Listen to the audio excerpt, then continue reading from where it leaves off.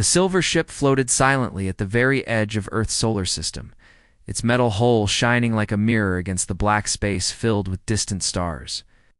Commander Velthar stood on the bridge of his vessel, the Harmony's Edge, and stared through the large viewing window at the small blue and green planet that had confused every intelligent species in the galaxy for 300 years. He was tall and thin, with purple skin that seemed to shimmer in the dim light of his ship's control room. His uniform was covered in medals and ribbons that showed his importance in the Kryn Federation, one of the most powerful governments among the stars. But right now, even with all his experience and authority, he felt frustrated and puzzled. "Commander," said his communications officer, a younger alien with 4 arms who was sitting at a control panel covered in blinking lights. "We have been sending messages to Earth for 6 hours now. They are not answering us at all." Velthar nodded slowly and touched the golden sash across his chest, a symbol of his rank. "This is exactly what I expected would happen," he said with a tired voice. "Every single diplomatic mission to Earth has ended the same way. They simply refuse to talk to anyone." The planet Earth was a mystery that had bothered the galactic community for centuries. Long ago, space travelers had discovered that the humans living on this small world had developed technology that could make ships travel faster than light itself.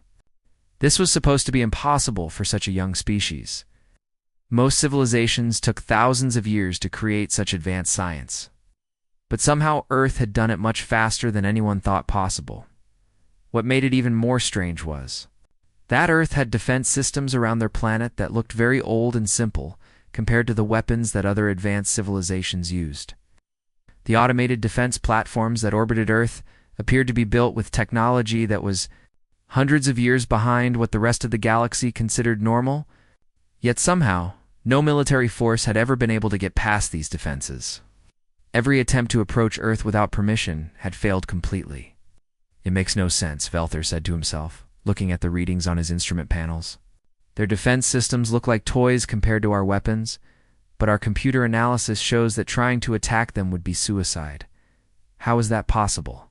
Far below on Earth's surface, deep underground beneath the mountains of the Korean Peninsula, a very different scene was taking place.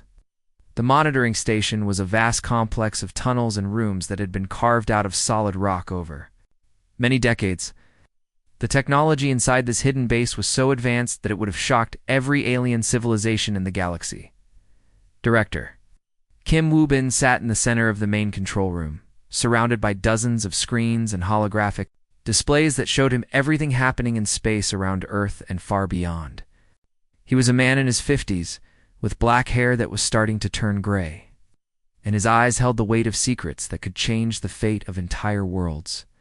The displays around him showed not just Commander Velthar's ship waiting at the edge of their solar system, but also similar diplomatic vessels near dozens of other star systems throughout the galaxy. Somehow, Earth was watching everything that happened across vast distances of space, using technology that was far beyond anything the other intelligent species had ever imagined. "Sir," said Lieutenant Park Jahai, a young woman in a simple blue uniform who was sitting at a nearby control station, "should we send them our usual message?" Director Kim nodded and leaned back in his chair. "Yes, give them the standard response. Make it polite, but make it clear that we are not interested. In contact right now?" He paused and looked at the image of the alien ship on his main screen. "We are still not ready for what must come next." Lieutenant Park pressed several buttons on her control panel, and somewhere in space, automated systems sent a message to the waiting alien ship. The message was the same one that Earth had been sending to all visitors for 3 centuries. "Earth appreciates your interest, but must decline contact at this time. Please respect our sovereignty." Commander Velthar received the message and read it with disappointment. He had hoped that maybe this time would be different, that maybe the mysterious humans would finally be willing to talk. But once again, Earth had politely but firmly refused all contact. "Set course for home," he ordered his crew. "There is nothing more we can do here." As the Harmony's Edge turned away from Earth and prepared to jump to faster than light speed, Commander Velthor had no idea that every detail about his ship was being recorded and studied. Earth's hidden sensors were measuring the exact size and shape of his vessel, analyzing the energy signatures of his engines, and even counting how many crew members were on board back in the underground control room. Director Kim Woo-bin watched the alien ship disappear into the darkness of space. For 300 years, humanity had been playing the greatest game of patience in the history of the galaxy. They were preparing for something that no other species could understand. Something that would change everything when the time was. Finally, right? How much longer? Asked Lieutenant Park quietly. Director. Kim looked at his displays, showing the movements of fleets and governments across the galaxy. Soon, he said, very soon, everything will change. The massive war room inside the hegemony's largest battleship was filled with the sounds of beeping computers and officers shouting orders to each other. Red lights flashed on the walls, and giant screens showed star maps with moving dots that represented hundreds of warships. Admiral Korik stood in the center of it all, his 6 arms crossed behind his back as he stared at the main display screen. Admiral. Korex was a creature that looked somewhat like a giant insect, with hard shell-like skin that was dark green and eyes that could see in many different directions at once. He had spent his entire life fighting wars for the hegemony, a military government that controlled dozens of star systems and was always looking for new worlds to conquer. "Sir," said one of his officers, a younger alien with bright orange skin, "our scouts have finished their reports on the Denari systems. Just as we thought, they have almost no military defenses. Their worlds are rich with rare metals and energy sources, but they have spent all their time on art and science instead of building weapons." Admiral Korax made a sound that was like a laugh, but much more frightening. The Denari were known throughout the galaxy as a peaceful people who loved music, poetry, and beautiful architecture. They had never fought a war in their entire history. As a space-traveling civilization, this made them perfect targets for the hegemony's expansion plans. "How many ships do we have ready for the attack?" asked Admiral Korax. 800 battlecruisers, sir, plus support vessels. The Denari have maybe 50 old cargo ships that they could try to use as fighters, but they would be no match for our weapons. Admiral Korax looked at the tactical display one more time. The Denari systems were spread across 12 different planets, each one more beautiful and defenseless than the last. In just a few days, all of those worlds would belong to the hegemony, and their resources would fuel the military machine for many years to come. "Begin the assault," he commanded in a voice that echoed through the war room. "Send the first wave immediately." Many light years away from the hegemony fleet, on the capital world of the Denari people, President Yelmyra was sitting in her office, reading reports about new discoveries in mathematics and poetry, when her door burst open. Her defense minister, a tall woman with silver skin and worried eyes, ran into the room carrying a datapad that was flashing with urgent messages. "Madam President," the defense minister said, breathing heavily, "we have an emergency. We are receiving incredible amounts of military intelligence about an attack that is coming toward our systems right now." President Yelmyra had never heard such fear in her defense minister's voice. The Denari people had not fought a war in over 1,000 years, and most of them did not even know how modern space battles worked. "What kind of attack?" asked President Yelmyra, feeling her heart start to beat faster. "The hegemony, ma'am. They have sent hundreds of warships toward our worlds, but somehow we are getting detailed information about their fleet movements, their weapon systems, their weak points, everything we would need to defend ourselves."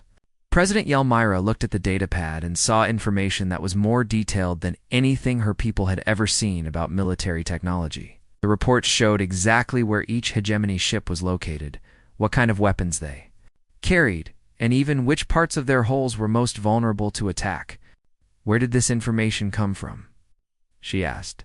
Her defense minister shook her head. "We do not know, ma'am. The data packets just appeared in our computer systems with no trace of where they came from. Our best technology experts cannot figure out how someone got this information to us without leaving any kind of trail." On Earth, deep inside another hidden facility that was even more secret than the monitoring station, Commander Lee Min-ho sat in front of a wall of screens that showed star maps, ship movements, and data streams from across the entire galaxy. The Deep Space Intelligence Center was the most advanced spy network that had ever been created, and it had been watching every major military power in the galaxy for 300 years. Commander Lee was a man in his 40s with short black hair and eyes that never seemed to blink.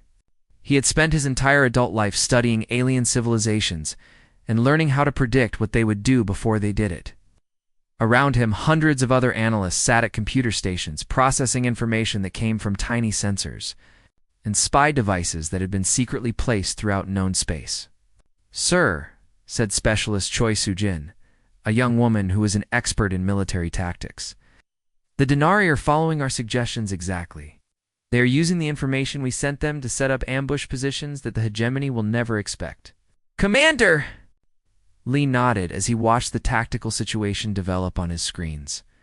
The hegemony fleet was moving forward with confidence, believing they were about to win an easy victory against a defenseless enemy. They had no idea that their opponents now knew every detail of their battle plans. "What are the projected casualties for the hegemony forces?" asked Commander Lee. Specialist Choi looked at her computer calculations. "If the Denari follow our tactical advice completely, the hegemony should lose about 60% of their attacking fleet. That will be enough damage to make them stop their expansion in this part of the galaxy for at least 10 years. At that moment, Dr. Yoon Haewon walked over to Commander Lee's station. Dr. Yoon was an expert in understanding how different alien cultures thought and behaved, and she had been studying the hegemony for many years. "Commander," she said, "I'm worried about what will happen after the hegemony loses this battle. When their military fails, their economy will become unstable. If they become desperate, they might do something even more dangerous." Commander Lee understood what she meant. For 3 centuries, humanity had been secretly managing conflicts across the galaxy, always trying to keep the balance of power stable. They did not want any one civilization to become too powerful, but they also did not want any civilization to collapse completely. "What do you recommend?" he asked. Dr. Yoon pointed to another part of the star map. "The hegemony has agricultural colonies that are struggling to produce enough food. If we anonymously provide them with better farming technology, it will help their economy recover from this military defeat. They will become more stable and less likely to start another war." This was how humanity worked in secret across the galaxy. They were like invisible gardeners, carefully tending to the growth of dozens of different civilizations, making sure that none of them grew too large or died completely. For 300 years, they had been preparing the galaxy for something that no other species could imagine. The disease had been killing people on Zarian Prime for almost 6 months now, and Chief Medical Officer Hixandra was running out of hope. She had been working in her laboratory for 18 hours straight, trying every possible combination of medicines and treatments that her people knew how to make. Nothing was working, and more people were dying every day. Hixandra. It was a tall, thin creature with blue-gray skin and large eyes that could see things much smaller than what human eyes could detect. Her people, the Zirians, were known throughout the galaxy for being excellent doctors and scientists, but this plague was unlike anything they had ever seen before. It attacked the body in ways that made no sense, and it seemed to change itself every time they thought they had found a way to stop it. "Doctor," called her assistant from the other side of the laboratory. "The death count from the capital city just came in. We lost another 300 people yesterday." Alexandra felt her heart sink. 300 more families destroyed, 300 more lives cut short by a disease that she could not cure. She had devoted her entire life to healing others, but now she felt completely helpless. Then something amazing happened. "Doctor," her assistant shouted, this time with excitement instead of sadness. "Something is happening to our computer systems. We are receiving enormous amounts of medical information. Look at this." Hixandra rushed over to the main computer terminal and saw that their secure medical database was being filled with files that contained more information than she had ever seen in one place. There were detailed genetic studies, treatment procedures, and even complete instructions for making vaccines that were designed specifically for Zarian biology. She opened one of the files and began reading. Her large eyes grew even wider as she realized what she was looking at. The information was far beyond anything that her people could have created. Yet it was written in a way that used only the medical technology and materials that Xerians already possessed. "This is impossible," she whispered. "These vaccine formulations would require knowledge of our genetic structure that we do not even have ourselves. How could anyone from outside our world know this much about how our bodies work?" Her assistant checked the computer systems for any trace of where the information had come from. "Doctor, there is no record of how these files got into our system. They just appeared, as if someone put them directly into our most secure databases without leaving any kind of trail." Ixander did not care about the mystery. She only cared about saving lives. She quickly gathered her team of medical researchers and began following the instructions in the mysterious files. Within hours, they had produced the first batch of medicine that actually seemed to work against the plague, far away on Earth. Dr. Bei Soyoung sat in the Medical Intervention Center, watching data streams that showed the health status of populations across dozens of different worlds. She was a small woman with kind eyes and hands that had spent decades learning how to heal. But her patients were not just humans. They were entire civilizations that she had never met in person. "Dr. Bei," said her colleague Dr. Kang Taeho, as he walked over to her workstation, "the vaccine distribution on Xerian Prime is going much faster than we predicted. The mortality rate is dropping by 20% each day." Dr. Bei smiled as she looked at the graphs and charts on her screens. "Our analysis of Xerian physiology was correct then. I was worried that we might have missed something important about how their immune systems work." Dr. Kong nodded. "It took us 15 years to fully understand their biology well enough to develop that vaccine, but it was worth the effort. This same pattern was happening all across the galaxy, though most people did not realize it. On the Vorthen colony worlds, which were trying to change poisonous planets into places where their people could live, scientists suddenly received detailed instructions for building atmospheric processors that could clean the air much faster than their old methods. The Vorthen colonists had been struggling for decades to make their new worlds livable. Many of them had been getting sick from breathing air that was still too toxic, and some colonies had been completely abandoned. But the new atmospheric processors worked so well that within months, planets that had been death traps became beautiful new homes. Meanwhile, in the space routes used by the Zephyrian traders, something very different but equally mysterious was happening. The Zephyrian trade ships had been getting attacked by pirates for years, losing millions of credits worth of cargo, and sometimes entire crews. The pirates seemed to know exactly when and where the trade ships would be traveling, and the Zephyrian government did not have enough military ships to protect all of their merchants. Then one day, Zephyrian authorities received anonymous messages telling them exactly where to find 3 entire pirate fleets. The pirates had been captured and tied up, with all of their stolen goods neatly organized and ready to be returned to their original owners. No one knew who had defeated the pirates or why they had been delivered to the authorities like packages, ready for pickup in the great meeting halls of the Galactic Council, where representatives from hundreds of different worlds came together to discuss important issues. Ambassador Felinara stood up to address a question that had been bothering many people. Ambassador Felinara was an elegant creature with golden fur and a voice that sounded like music when she spoke. She represented a coalition of smaller worlds that often needed help, but rarely received it from the larger, more powerful governments. "My fellow representatives," she said, "I believe we need to discuss something that many of us have noticed, but few of us have talked about openly. These interventions that have been happening across our territories, they are too precise, too perfectly timed to be coincidences. Someone with incredible knowledge and resources is helping our civilizations, but they are remaining completely hidden." Another ambassador, this one from a world of crystalline beings who communicated through patterns of light, responded by flashing colors that translated as, "But who would have the ability to help so many different worlds at the same time?" Why would they remain anonymous? The answer to their questions was located in a building on Earth that most humans did not even know existed. The Philosophy Center was where Director on Jiwoo had spent his entire career studying the cultures, behaviors, and needs of every intelligent species that humanity had discovered. Director John was an older man with gray hair and eyes that seemed to hold the wisdom of someone who had spent decades thinking about the deepest questions of existence. His office walls were covered with detailed studies of alien psychology, cultural analysis reports, and strategic assessments that predicted how different species would react to various situations.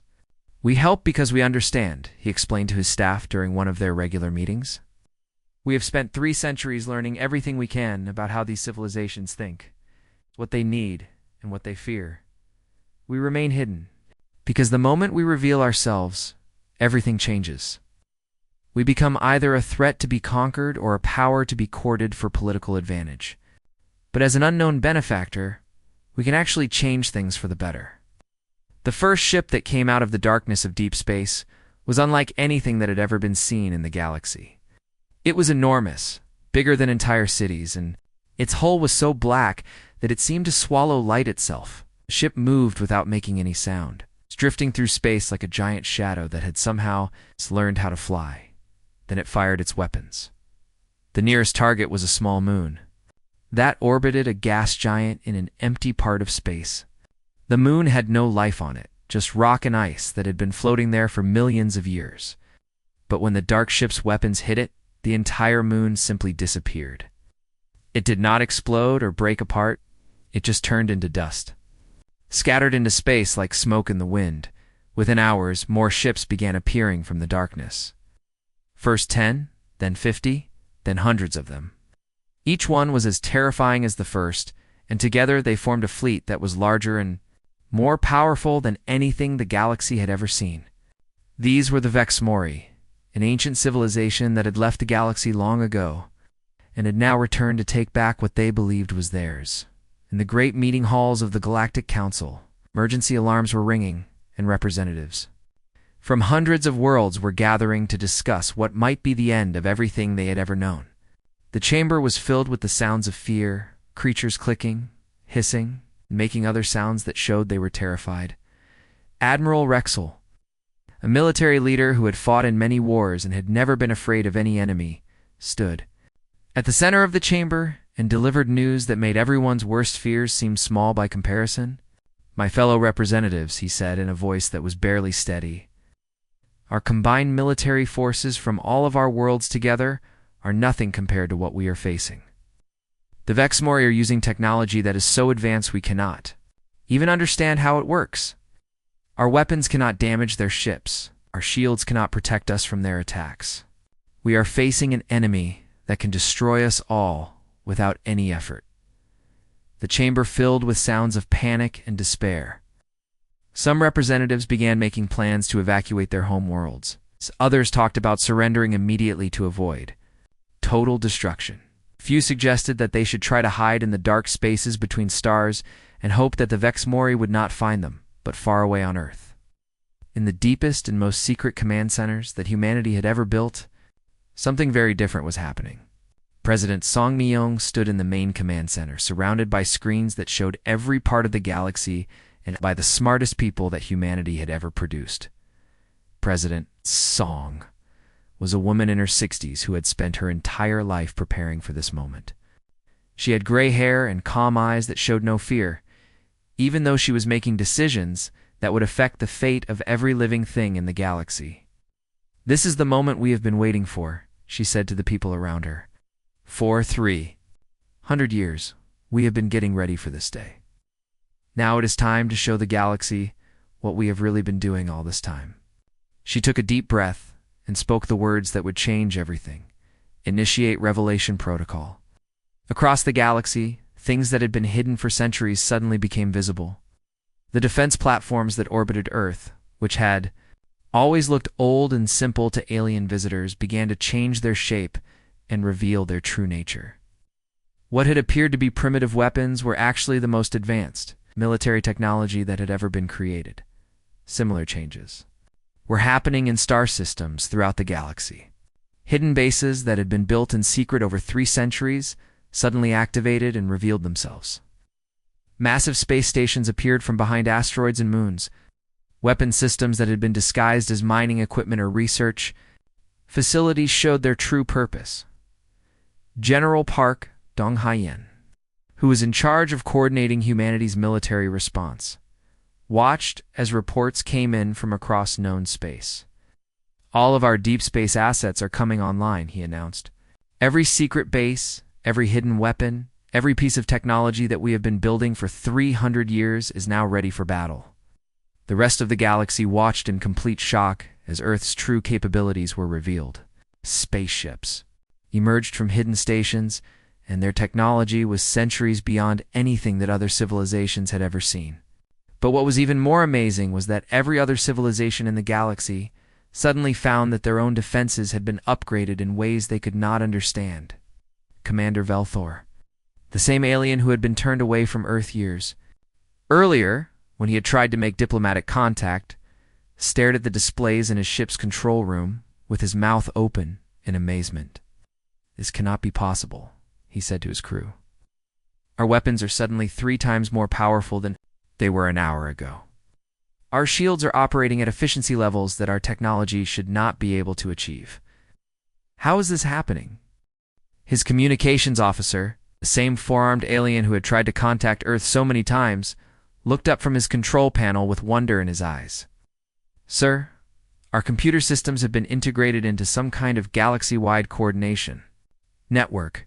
We are receiving tactical information and battle plans that are more detailed than anything our military has ever created." The answer to their questions came in the form of a transmission that reached every ship, every world, and every leader in the galaxy at exactly the same time.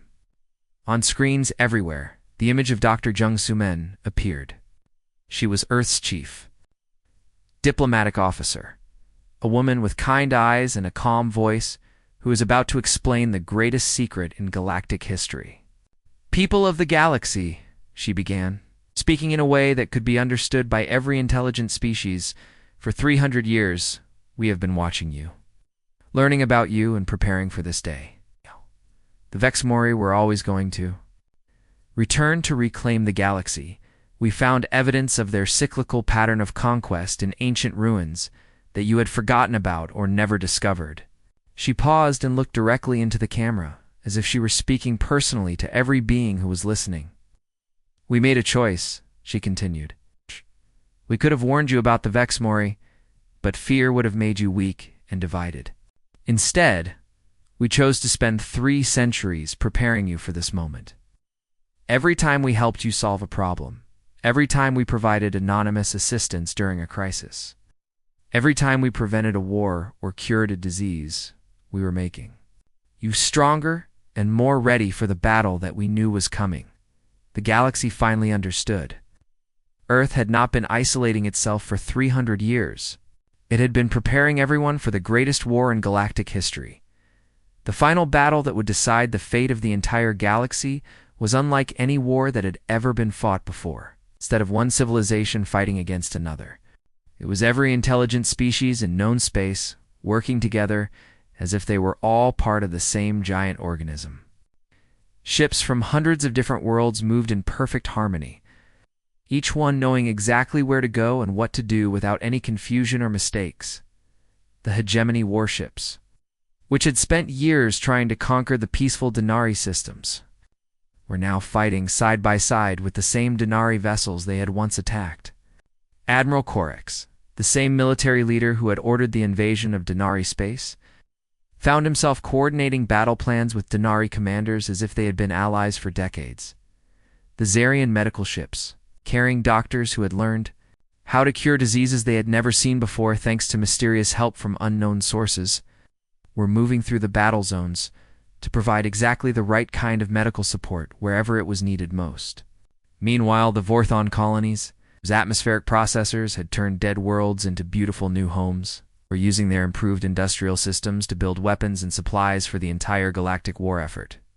In Earth's Grand Strategy Center, the most advanced command facility that had ever been constructed, Director Kim Woo-bin stood surrounded by screens that showed him every detail of the massive battle taking place across dozens of star systems. He was the same man who had been watching alien diplomatic ships from his hidden monitoring station for many years, but now he was coordinating the largest military operation in galactic history. "Sir," announced Tactical Officer Shin the Jin, a young woman whose job was to monitor the complex coordination network that connected every friendly ship in the galaxy. All sectors are reporting optimal coordination. The network is holding perfectly. Every ship and every commander is receiving exactly the information they need at exactly the right time. Dr. Kim nodded as he watched the tactical displays. The coordination network was humanity's greatest achievement, a system that allowed hundreds of different civilizations to fight together as if they shared the same mind. For 3 centuries, humans had been secretly studying how each alien species thought, how they made decisions, and how they could work together despite their differences. The Vexmori had returned to the galaxy, expecting to find the same fractured and divided civilizations that they had left behind when they had departed for dark space long ago. In the past, the Vexmori had been able to conquer the galaxy easily because each world and each species had fought alone, never working together, never sharing their knowledge or their strength. But now they faced something completely different. Every civilization in the galaxy was fighting with a single purpose. Using perfect intelligence about enemy movements and absolute coordination between forces that had never worked together before, the Vexmori's superior technology was being countered by the combined cleverness and ingenuity of over 100 different species, each contributing their own unique strengths to the fight. Admiral Corax, commanding his fleet in a battle formation that included ships from a dozen different worlds, sent a message to his officers that captured what everyone was feeling. "I have been fighting wars for my entire life," he transmitted, "but I have never seen anything like this. It is as if someone planned every detail of our response, as if someone has been preparing us for this exact battle for many years." He was absolutely right, though he did not know it yet. For 3 centuries, humanity had been conducting the greatest intelligence and preparation operation in the history of the galaxy.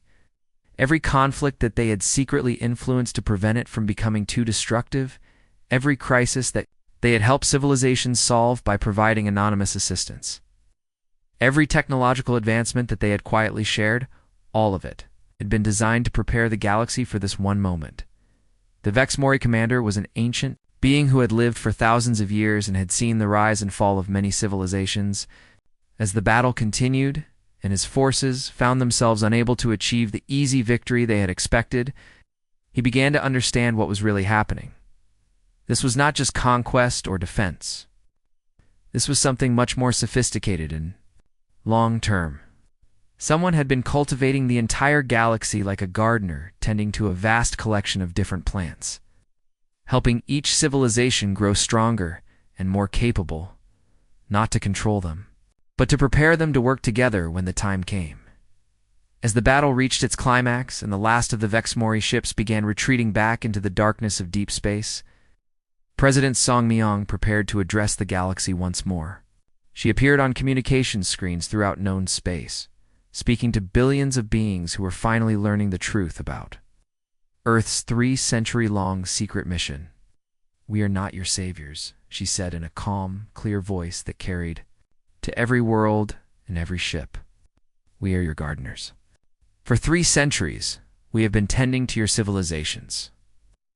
Not because we wanted to control you, but because we dreamed of the day when you would bloom together as one beautiful garden."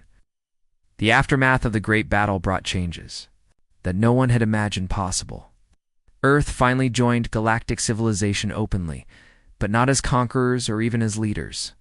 Instead, they took their place as the quiet architects of unity, the patient builders of cooperation between species that had never worked together before.